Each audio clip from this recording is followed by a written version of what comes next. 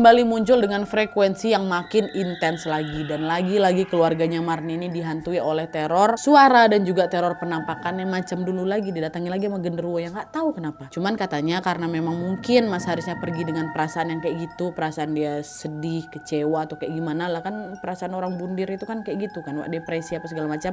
Itulah yang mungkin menarik makhluk-makhluk kayak gitu datang lagi gitu loh, karena kan dia mengeluarkan aura negatif lah gitu. Tapi tetap aja walaupun udah diganggu lagi, mereka nggak mau pindah dari rumah itu. Sampailah di tahun 2013 kemarin rumah itu diambil alih katanya sama pemerintah setempat karena kasus sengketa kalau kata nenek Wak.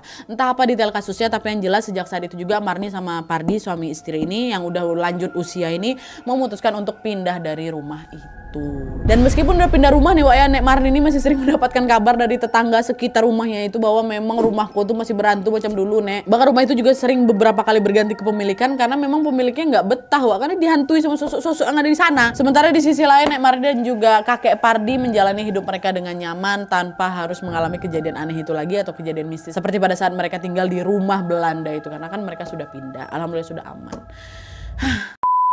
Oke Wak, jadi itu tadi rentetan cerita mistis yang dialami sama neneknya Reni, Wawa kita selama tinggal di rumah peninggalan Belanda. Emang ya kalau misalnya ngomongin kejadian mistis di rumah Belanda tuh pasti nggak pernah ada habisnya Wak. Tak kenapa gitu loh, rumah peninggalan Belanda tuh pasti sering menyimpan banyak sekali cerita mistis di dalamnya. Cuman aku juga salut sih sama Nek Marni dan juga kakek Pardi itu, meskipun sudah dihantui berbagai macam kisah di sana kan, mereka tetap kuat hati Wak ya, dan sama sekali tidak terbersit untuk pindah rumah. Mungkin kalau misalnya rumah tuh nggak kena sengketa atau masih tetap tinggal di situ mereka. Keberanian mereka ini memang harus kita acungin jempol Wak, karena mereka tahu derajat manusia adalah lebih tinggi dibanding makhluk-makhluk itu ya kan. Belum tentu loh ada orang lain seberani mereka puluhan tahun tinggal di situ. Dah, ya tanpa terasa kita sudah sampai di akhir video. Kalau misalnya kalian juga pengen berbagi kisah horornya, kirim aja ke email kisahhororwawa@gmail.com, sertakan juga nomor WhatsApp sama Instagram kalian nanti supaya kami gampang hubungin kalian kalau misalnya kisah kalian di-up di video selanjutnya.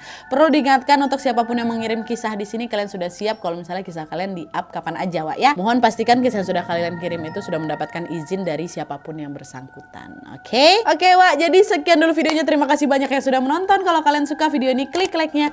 Jangan lupa komen di bawah gede dan saran-saran untuk video selanjutnya. Jangan lupa nyalain notifikasinya supaya kalian tahu kalau aku upload video baru. And as always, jangan lupa untuk klik tombol subscribe supaya kalian sama-sama tahu informasi menarik dan menegangkan dari channel aku.